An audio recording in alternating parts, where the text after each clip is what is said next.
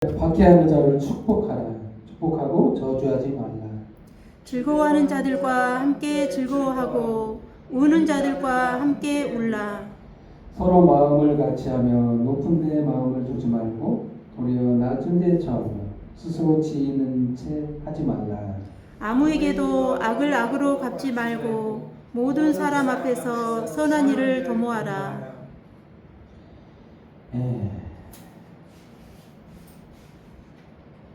할 수 있거든 너희로서는 모든 사람과 더불어 화목하라. 내 사랑하는 자들아, 너희가 친히 원수를 갚지 말고 하나님의 진노하심에 맡기라. 기록되었으되 원수 갚는 것이 내게 있으니 내가 갚으리라고 주께서 말씀하시니라. 이 원수가 줄이거든 먹이고 목마르거든 마시게 하라. 그리함으로써 네가 숯불을 그 머리에 쌓아 놓으리라. 악에게 지지 말고 손으로 악을 이기라. 아멘. 잠깐 기도하도록 하겠습니다. 참으로 주님 감사합니다. 우리 수요밤 예배를 주님 앞에 드리게 하시고 계속해서 로마서 강해를 주님 앞에서 참 은혜롭게 성령이 감동하심으로 인도하심을 너무나도 감사합니다. 오늘 이 밤에 참으로 주님 함께하사 말씀을 통해 위로가 되고 참으로 성장이 되고 은혜가 되어서 힘이 되어서 굳건하게 믿음을 지키고 이겨낼 수 있도록 힘든 여정을 잘 경주하다가 주님 곁에 갔을 때 칭찬받고 상받고 정말로 하나님의 기뻐하심이 될 수 있도록 주의 은혜 베푸시고 함께하여 주옵소서. 이 시간 모든 영광과 경배와 찬양 주님 앞에 돌려 예수님의 이름으로 기도하겠습니다. 아멘. 아멘. 서로 보면서 인사하는 시간 갖도록 하겠습니다. 당신을 축복합니다. 당신을 축복합니다. 아멘. 그렇죠. 축복하라고 하잖아요. 이게 그리스도인들은요 좋은 말만 하고 긍정적인 사고 남에게 저주하는 말을 하면 안 돼요. 이게 축복하라고 하잖아요. 근데 또 심지어는 여기서 뭐라고 써 있습니까? 첫 번째 축복하라고 하는데 축복하는 대상이 축복할 수 없는 사예요. 우리 생각해 볼 때 나를 괴롭게 하는 자를 어떻게 축복할 수 있어요? 이걸 인간이 할 수 있는 부분이 아닙니다. 인간은 이렇게 할 수 없습니다. 언제 이걸 가능하냐? 이 안에 성령께서 감동을 주셨을 때 가능해요. 은혜가 넘쳤을 때, 은혜가 좀 떨어지고 그러면은 할 수가 없는 일이에요. 그 사도 바울이 가장 박해를 많이 하는 대상이 누굴까요? 우리가 생각할 때는 이방인들이 하겠거니 이렇게 생각하죠. 성경을 자세히 읽어보면 유대인들이 극히 더 심하게 박해를 했어요. 자기 동족, 자기 형제, 이 사람들이 뭐예요? 이 사람들 성경 모르는 자들이 아닙니다. 성경들 잘 알고 잘 이해하고 좀 안다는 사람들인데 예수를 안 만났어. 은혜를 안 받았어. 구약만 알아요. 예수는 이단으로 알고요. 그러다 보니까 핍박하죠. 이런 자들이 사도 바울 입장에서는 어떻게 생각합니까? 불쌍히 여기게 되죠. 이들이 몰라서 그래. 예수를 안 만나서 그래. 아직 은혜를 체험을 못해서 그래. 깊이 있는 체험을 했다면, 성령 충만했다면 이들이 몰라봤을 수 없는 그런 자들인데, 그래서 안타깝잖아요. 그래서 축복하라는 거지. 이들이 예수 만나기를 축복하고 빌라, 기도하고 이런 얘기예요. 사도 바울의 생각, 마음의 심정을 이해하셔야 이 말이 무슨 말씀인지를 이해가 가요. 말도 안 되는 걸 써놓은 게 아닙니다. 근데 상식적으로 생각하면 이 본문을 나에게 적용하자면 나를 괴롭게 하는 자를 어떻게 축복할 수 있을까? 이거 힘든 일이에요. 인간의 그 본성으로는 할 수 없습니다. 제가 하라고 할 수는 없어요. 여러분에게 은혜도 안 받는 자에게 하십시오, 축복하십시오, 내가 이렇게 말을 못해요. 왜? 은혜를 못 받았으니까 당연히 못하지. 근데 은혜를 먼저 받아야 되겠죠. 그래 축복할 수가 있으니까. 은혜를 받고 나서 축복을 해야 돼. 근데 은혜도 안 받았는데 여러분보다 내가 강압적으로 왜 축복 안 하네? 그리스도인이 왜 그래? 예수 믿는 사람 맞아?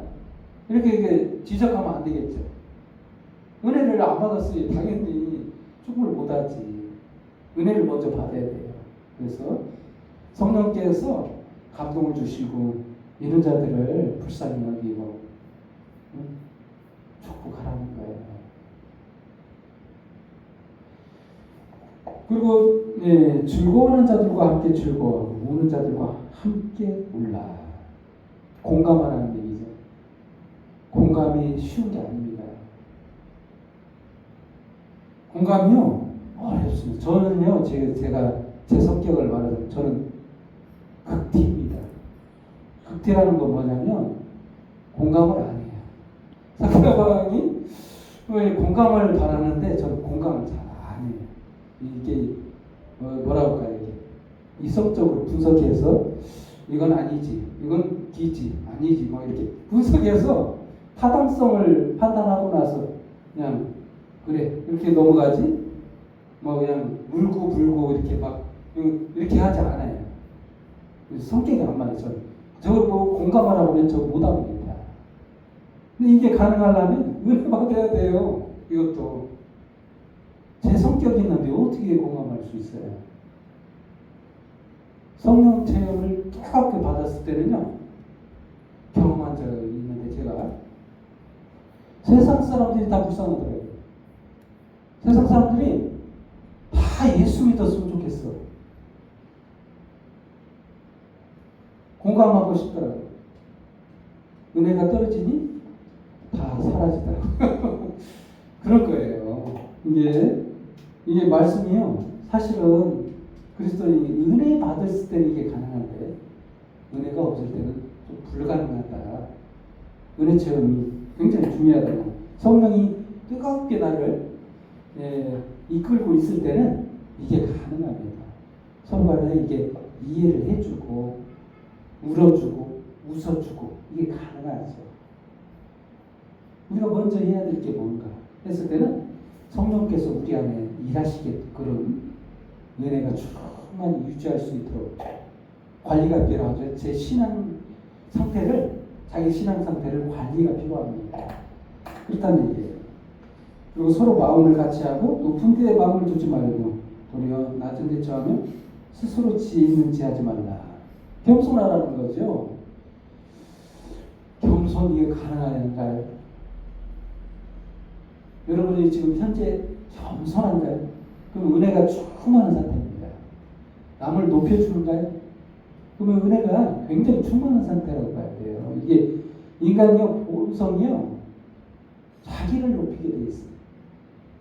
자기 스스로 높여 높은 데 처하기를 원하는 게 이게 본성이에요. 심리학자도 높임받기를 원해요. 존경받기를 원하고요. 이게 심리적으로 학자들이 연구했었는데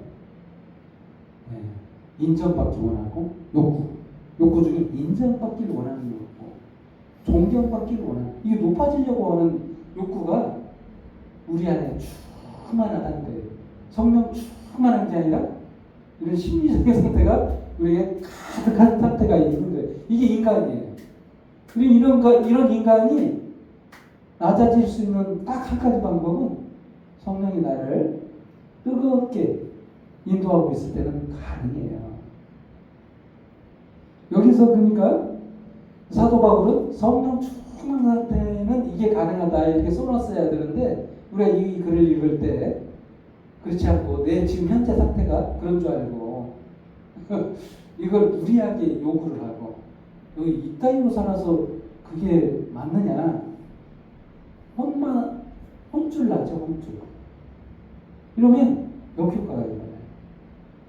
제가 볼 때는 먼저 은혜를 충만히 받고 성령 인도하심을 받아 그때그때 상황에 맞게 내가 이렇게 하는 사람이 아닌데 은혜를 받으니 그렇게 할 때가 있어요. 그때가 은혜가 충만한 상태인 거예요. 아무 때나 할 수 있는 게 아니죠. 또한 그 17절 말씀에는 아무에게도 악으로 악을 갚지 말고 모든 사람에게 앞에서 선한 일을 도모하라.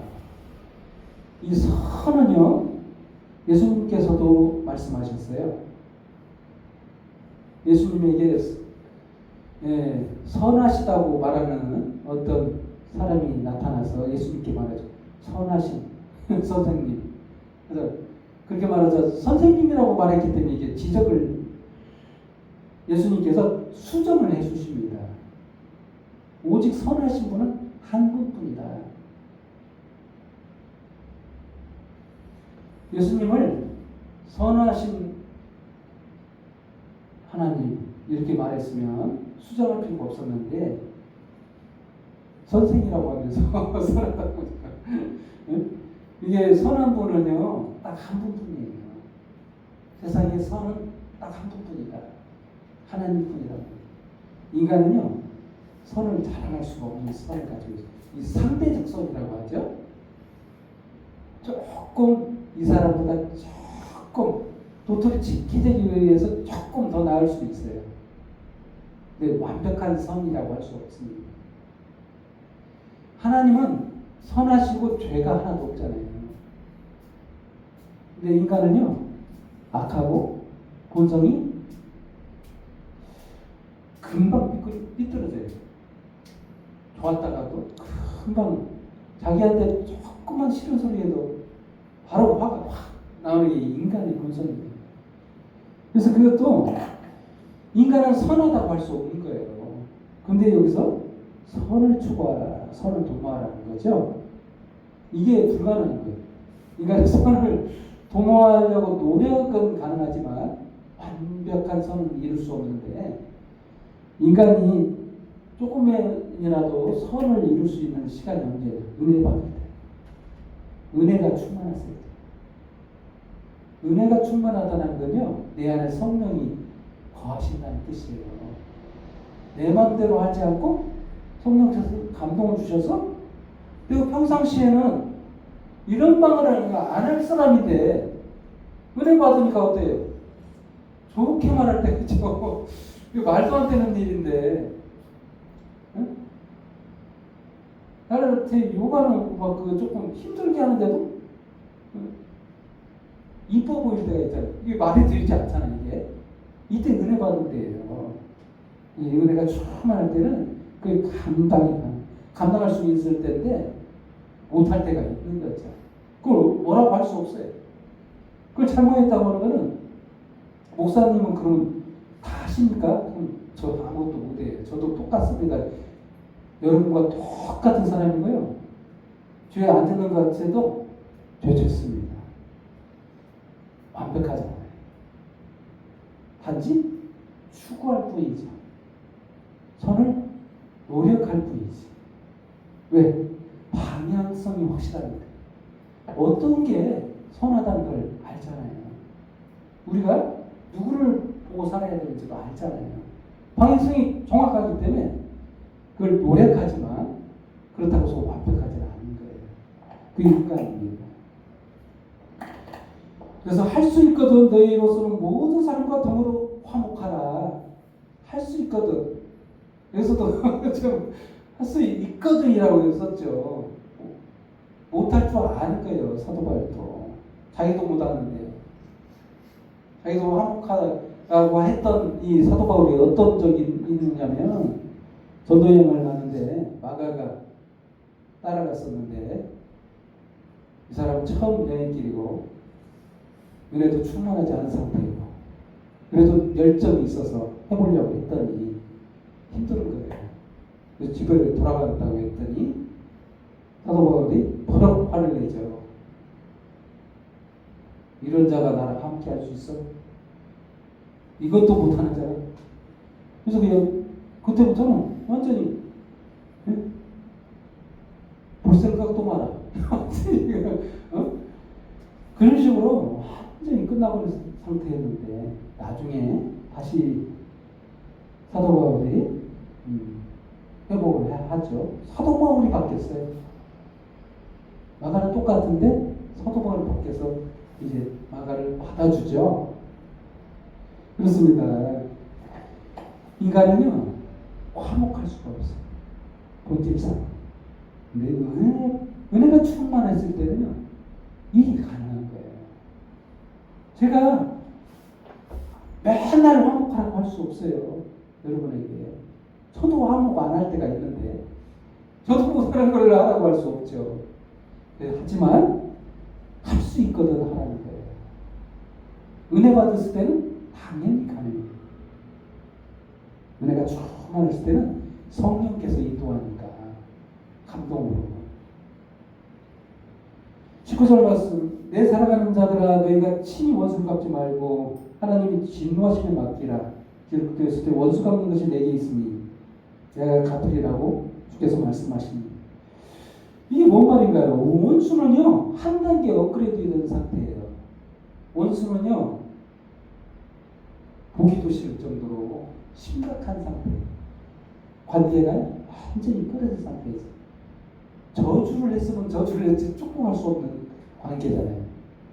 이런데도 불구하고 갚지 마라. 원수도 갚지 마라.